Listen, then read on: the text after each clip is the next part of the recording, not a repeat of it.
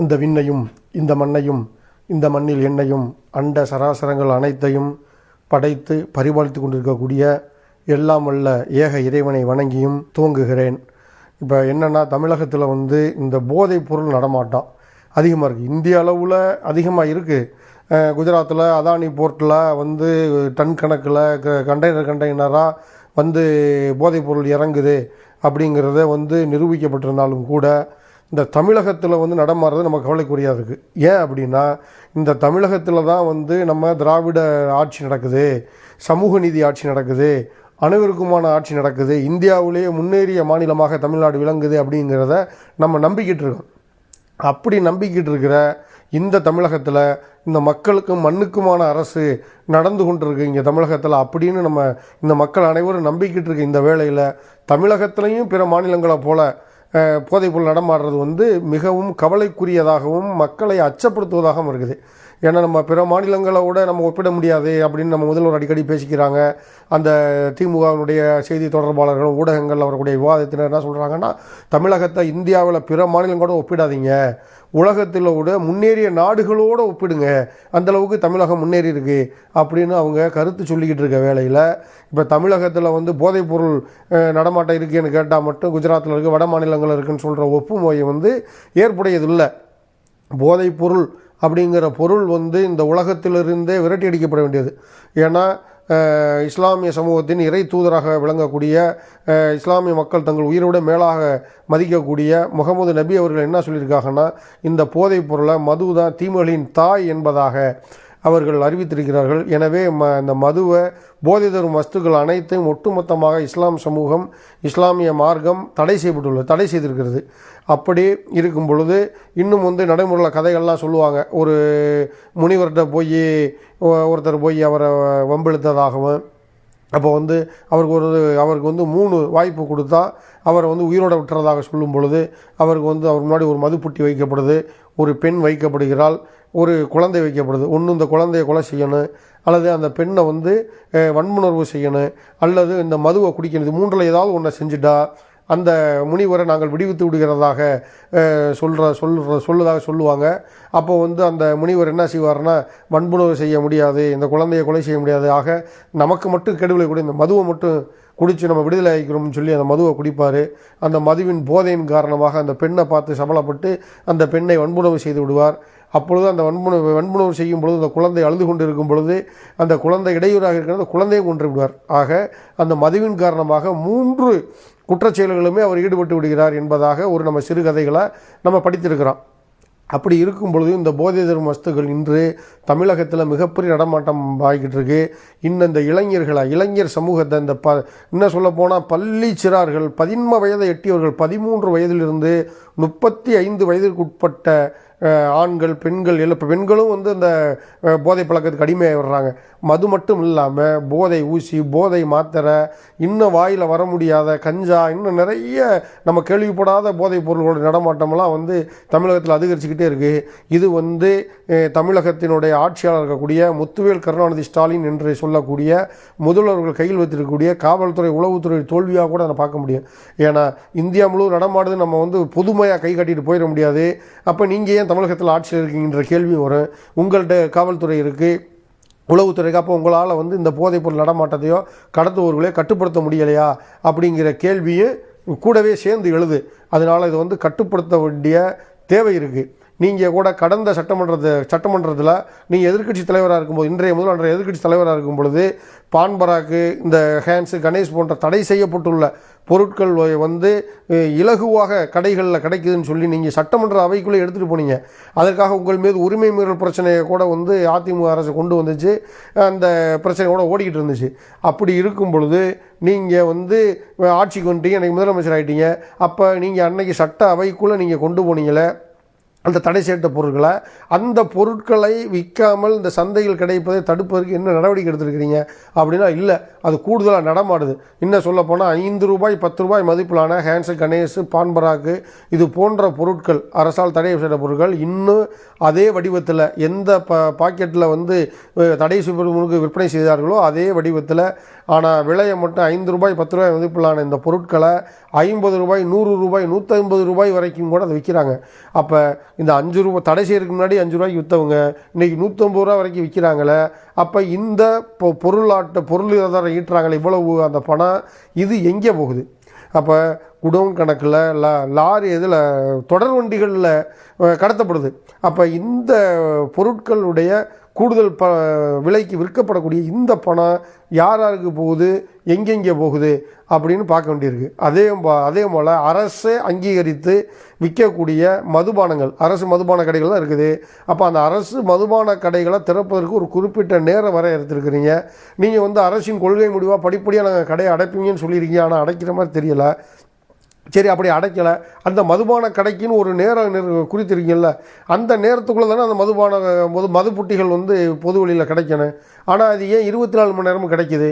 அப்போ பொதுவில் நீங்கள் குறித்த நேரத்தில் கிடைக்கும் போது கடையில் ஒவ்வொரு போத்தலுக்கும் 10 ரூபாய் அதிகமாக வைத்து வாங்குகிறீர்கள். ஆனால் அந்த நேரம் போக மிச்ச நேரத்தில் போத்தலுக்கு 30 ரூபா, 50 ரூபா, 100 ரூபா எவ்வளவு உங்களால் முடியுமோ அதை வைக்கிறீங்க.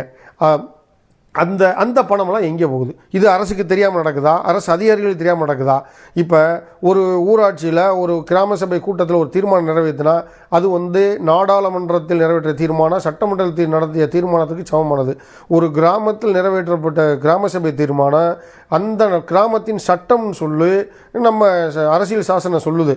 அப்போ அந்த கிராம சபை நிறைவேற்ற தீர்மானத்தை சரியாக தவறான்றதை நீதிமன்றம் தான் முடிவு செய்ய முடியும். அப்படிங்கிற கட்டமும் இருக்கும் பொழுது நீங்கள் பெரும்பாலான ஊராட்சிகளில் மதுவில்லா ஊராட்சின்னு தீர்மானம் போட்டு அதுக்கு எதிராக அந்த ஊராட்சிகளில் அந்த தீர்மானத்தை கிஞ்சிற்று மதிக்காமல் இந்த கலால் வரியில் இருக்கக்கூடிய மாவட்ட வருவாய் அதிகாரிகளாக இருக்கக்கூடிய மாவட்ட ஆட்சியர் போன்றவர்கள் அந்த கிராம சபை தீர்மானத்துக்கு எந்த ஒரு மரியாதையும் கொடுக்காமல் அந்த ஊராட்சிகளில் மதுக்கடை திறப்பது தொடர்கதை ஆகிக்கிட்டு இருக்கு. அப்போ அவர்களுக்கு இந்த பாதையில் வழிகேடில் செல்லக்கூடிய இளைஞர்களுடைய எதிர்காலத்தை பற்றி எந்த கவலையும் இல்லை. இன்னைக்கு அவங்களுக்கு கிடைக்கக்கூடிய அந்த வருமானம் மட்டும்தான் அவர்களுக்கு குறியாக இருக்குது. அப்போ இந்த வருமானம் எங்கிருந்து எங்கே வரைக்கும் செல்வது? அதாவது கடையில் விற்பனையாளர்களில் இருந்து மதுவிலக்கு ஆயத்தீர்வைத்துறை அமைச்சர் வரைக்கும் போகுதுன்றாங்க. அந்த அமைச்சரையும் தாண்டி முதல்வர் வரைக்கும் போகுதாங்கிற ஐயப்பாடு இருக்குது. அப்போ இந்த போதைப் பொருள் விற்பனையில் தமிழக அரசு மிகப்பெரிய ஊழல் நடத்துகிறது என்கிறத குற்றச்சாட்டை நம்ம வைக்கிறோம். ஏன் அப்படின்னா 5 ரூபாய் 10 ரூபாய் பொருளான ஹேண்ட்ஸு, கணேஷு, பான்பராக்கு, கூலிப்பு, இன்னும் எனக்கு தெரியாத நிறைய பொருள்கள்லாம் விற்கிறாங்க. அப்போ இந்த பொருட்களை 150 ரூபாய் வரை விற்கும் பொழுது இந்த பங்கீடு தொகை எங்கே வரைக்கும் போகுது அப்படிங்கிறது. அப்போ இந்த மதுபான கடை மூலமாக விற்கக்கூடிய போத்தல்களுக்கு நீங்கள் அதிகப்படுத்தி வாங்கக்கூடிய இந்த பணமும் எந்தெந்த அதிகாரிகளுக்கு எங்கெங்கே போகக்கூடியதுங்கிறது மக்கள் மத்தியில் பரவலாக பேசப்பட்டு கொண்டு இருக்குது. சமூக வலைதளங்கள் வழியாக பேசப்பட்டு கொண்டு தான் இருக்குது. அப்போ இந்த தடை செய்யப்பட்ட பொருட்களையும் உங்களால் விற்பனை நிறுத்த முடியலை. நீங்கள் எதிர்க்கட்சி தலைவராக இருக்கும்போது பேசுனதை நீங்கள் முதலமைச்சராகி அதை தடுக்க முடியலை. அது மாதிரி இன்னும் சட்டவிரோதமாக உள்ள கஞ்சா, இந்த போதை பொருள், ஊசி, போதை மாத்திரை போன்ற நடமாட்டமும் அதிகமாக இருக்குது. அதையும் தடுக்க முடியலை. அப்போ தடுக்க முடியலையா, உங்களுக்கு தடுக்க மனம் இல்லையா அப்படிங்கிற கேள்வியும் நமக்கு இயல்பாகவே எழுது. அப்போ இந்த நடைமுறைகள்லாம் பார்க்கும் பொழுது இன்னும் சொல்லப்போனால் இந்த டாஸ்மாக் கிடைக்கக்கூடிய அரசு மதுபான கடையில் விற்கக்கூடிய இந்த போதைப் பொருள், அந்த மது புட்டிகள்லாம் எங்கே விற்கப்படுதுன்னா நீங்கள் அந்த மதுபான குடிப்பகத்தையும் தாண்டி சாதாரண பெட்டி கடைகள் விற்கப்படுது. இந்த பெட்டி கடைகளுக்கு விற்கப்படுகிறது திமுகவினுடைய, அதாவது ஆளுங்கட்சியினுடைய ஒன்றிய செயலாளர்கள், அந்தந்த பகுதி ஒன்றிய செயலாளர் ஆசியோட அந்த பகுதி காவல் நிலையங்கள், வருவாய் அதிகாரிகள் அனைவருக்கும் தெரிஞ்சது விற்கப்படுது. ஏன்னா அவர்களை பொதுமக்களோ இல்லை மக்கள் நல விரும்பிகளோ காவல்துறையிட்ட அந்த மதுவிலக்கு துறைகள்கிட்ட இந்த இடத்துல விற்கப்படுதுன்னு சொன்னால் அவங்க அதுக்கு அந்த இதுக்கு சோதனைக்கு வருவதற்கு முன்பே அந்த விற்பனையாளர்களுக்கு இது போன்று உங்களுக்கு புகார் வந்திருக்குது என்று சொல்லப்பட்டு விட்டு தான் அவங்க ஆய்வுக்கே வர்றாங்க. அப்போ அவருக்கு அதுக்குள்ளே அந்த பொருளெலாம் ஒழிச்சு வச்சிடுறாங்க. அப்போ மேலும் இந்த காவல்துறைக்கு மதுவிலக்குத்துறைக்கு சொல்லக்கூடியவர்கள் அச்சப்படக்கூடிய சூழ்நிலையை தான் இந்த அரசு உருவாக்கிக்கிட்டு இருக்கு. அப்போ நீங்கள் இது ஒரு பெரிய மதுபானத்தில் பெரிய கூட்டுக்கொள்ளை நடக்குது. காவல்துறை, வருவாய்த்துறை, ஆளுங்கட்சியினுடைய ஒன்றிய செயலாளர், இந்த மாதிரி மாவட்ட செயலாளர் உள்ளிட்ட பெரிய பொறுப்புகளில் இருக்கவர்கள் எல்லாரும் சேர்ந்து அவர்கள் ஃப்ரான்ச்சைஸ், அதாவது பெரிய பெரிய கார்ப்பரேட் நிறுவனம் தங்களுடைய ஃப்ரான்ச்சைஸ் கொடுக்குப்பாங்கல்ல, டீலர்ஷிப் கொடுக்குறது, சப் டீலர் கொடுத்து அதை விற்க வர்றது, அதுக்கு அவங்க இவ்வளவு நிர்ணயம் பண்ணிக்கிறது மாதிரியான நிலை திமுகவினுடைய ஆளுங்கட்சி பிரமுகர்களால் நடத்தப்படுதோ அப்படிங்கிற அச்சமும் ஐயமும் மக்கள் மத்தியில் நிலவுது.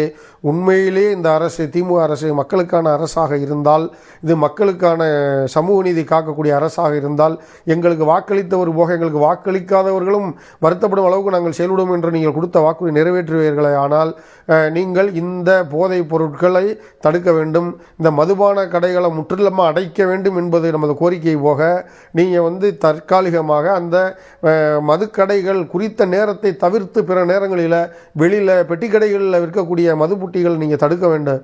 அப்போ இதெல்லாம் தடுக்காமல் உங்களுடைய ஒன்றிய செயலாளர்களே ஒரு ஊருக்கு ஒரு கடையை நியமித்து அவர்களே நேரடியாக வியாபாரம் பார்க்கிறதாகவும் மக்கள் மத்தியில் பேசிக்கிட்டு இருக்கிறாங்க. அப்போ இந்த செய்திகளை பூரா நீங்கள் தடுக்கவில்லை என்றால் நீங்கள் போதை ஊழல் செய்கிறீர்கள், ஊழல் போதை பிடித்து திரிகள் என்பதே உண்மையாக இருக்கும். ஆக நீங்கள் இன்னும் அடுத்த சட்டமன்ற தேர்தல்களுக்கு வெகு காலம் இல்லை, இன்னும் 1.5 ஆண்டு காலம் மட்டுமே இருக்கிறது. 1.5 ஆண்டு காலத்தும் தேர்தல் நடத்தி வந்துவிட்டால் அங்கிட்டு ஒரு 6 மாதம் அல்லது 4 மாதத்துக்கு நீங்கள் தேர்தலை நோக்கி தான் செயல்படுற மாதிரி இருக்கும். அப்போ இன்னும் குறுகிய காலமாக 12லிருந்து 15 மாத கால அளவு தான் உங்களுக்கு இருக்குது. அதுக்குள்ளே இந்த போதைப் பொருட்களை நீங்கள் தடுத்து இந்த மக்களுக்கு நன்மை செய்ய வேண்டும். தடை செய்யப்பட்ட போதைப் பொருள் விற்பனையை முற்றாக ஒழிக்கப்பட வேண்டும். அந்த டாஸ்மாக் நிறுவனத்தில் விற்கப்படக்கூடிய மதுபானங்கள் குறித்த நேரம் தவிர்த்து பெட்டி கடைகளில் ஏதோ மிட்டாய் வாங்குறது போல், நீங்கள் ரேஷன் கடையில் போய் ஜீனி அரிசி பருப்பு வாங்குவது போல் இந்த அரசு மதுபான புட்டிகள் விற்கப்படுவது தடுக்கப்பட வேண்டும். நீங்கள் இந்த போலி மதுகளையும் கள்ளச்சாராயங்கள் குடிச்சிட்டு சாகிறவங்களுக்கு 10 லட்ச ரூபா கொடுக்குறத நிறுத்தணும். நீங்கள் அது நிறுத்தாமல் இந்த போதைப் பொருளை மக்களை மீட்டெடுக்க முடியாது. நீங்கள் பார்த்தீங்கன்னா இங்கே நம்ம மேலூர், மதுரை மாவட்டம் மேலூர் தாலுகா கொட்டாம்பட்டி ஒன்றியத்தை சேர்ந்த கச்சிராம்பட்டி ஊராட்சியில் ஒருத்தர் கடந்த ஒரு 15-20 நாட்களுக்கு 1 மாதத்துக்கு முன்பாக அருந்து விழுந்த மின்கம்பியை மிதித்து மரணித்து விட்டார். அவருக்கு நீங்கள் எந்த ஒரு நிவாரணமும் இன்றைக்கு வரைக்கும் அறிவிக்கலை. இது யாருடைய குற்றம்? ஒரு மின்சார வாரியம் அரசாங்கத்தோட குற்றம். அப்போ அருந்து விழுகும் நிலையில் இருக்கக்கூடிய மின் வயர்களை நீங்கள் பராமரிக்கிறதுக்கு தானே மாதம் ஒரு தடவை மின்சாரத்தை தடை செய்து பராமரிக்கிறீங்க. அப்போ இது போன்ற மின் வயர்கள், அருந்து விழுகக்கூடிய மின் வயர்களில் நீங்கள் பார்க்காம இருந்ததன் விளைவு தான் அந்த உயிர் அநியாயமாக போயிடுச்சு. அப்போ அந்த குடும்ப நிர்கதியாக இருக்குது. அவங்களுக்கு நீங்கள் 10 லட்சம் இல்லை 20 லட்சம் கூட கொடுக்கலாம். ஆனால் கள்ளச்சாராயம் குடிச்சு சாகிறவனுக்கு 10 லட்சம் அரசின் அஜாக்கிரதையால், உங்களுடைய கவனக்குறைவால் ஏற்பட்ட ஒரு விபத்தின் காரணமாக இருந்த ஒருத்தருக்கு எந்தவித நிவாரணம் அறிவிக்காமல் இருக்கிறது முரண்பாடு. இது எல்லாம் அப்போ நீங்கள் கள்ளச்சாராயம் குடிச்சு அவர்களுக்கு 10 லட்சம் கொடுப்பது எதை காட்டுதுன்னா, நீங்கள் இந்த போதைப் பொருட்களால் வரக்கூடிய பங்கு உங்கள் வரைக்கும் வருது, முதலமைச்சர் வரைக்கும் வருதுன்னு சமூக வலைதளங்களில் பேசப்படுதே, அந்த கூற்று உண்மையாகத்தான் பார்க்கப்படும். அப்போ நீங்கள் இனி போதைப் பொருளை சாப்பிட்டுட்டு செத்தவனுக்கு 10 லட்சம் கொடுக்குறது அதை மெய்ப்பிக்கத்தானே செய்யுது. அப்போ நீங்கள் இதை உடைக்கணும். நீங்கள் அதில் இல்லை நாங்கள் போதைப் பொருட்களை ஊழல் செய்யலை, நாங்கள் ஊழல் செய்யும் போதையோடு அலையலை அப்படின்னீங்கன்னா, அப்போ இது மாதிரியான விபத்துகளில் இருக்கக்கூடியவர்களுக்கான இழப்பீடை கொடுக்காம கள்ளச்சாராயத்துக்கு இழப்பீடு கொடுப்பது, அப்போ உங்கள் கட்சிக்காரங்களை காய்ச்சின கள்ளச்சாராயம் என்ற அச்சத்தையும் கேள்வியும் சேர்ந்தே எழுப்புது. எனவே நீங்கள் உடனடியாக இந்த போதைப் பொருட்களை தடை செய்யப்பட்ட பொருட்களை அனைத்தையும் தமிழகத்தில் முற்றா நிறுத்துறதுக்கு முயற்சி எடுங்க. அப்போ தான் நீங்கள் 2026 மீண்டும் நீங்கள் ஆட்சிக்கு வர முடியும் என எச்சரித்து வாய்ப்புக்கு நன்றி கூறி விடைபெறுகிறேன். நன்றி.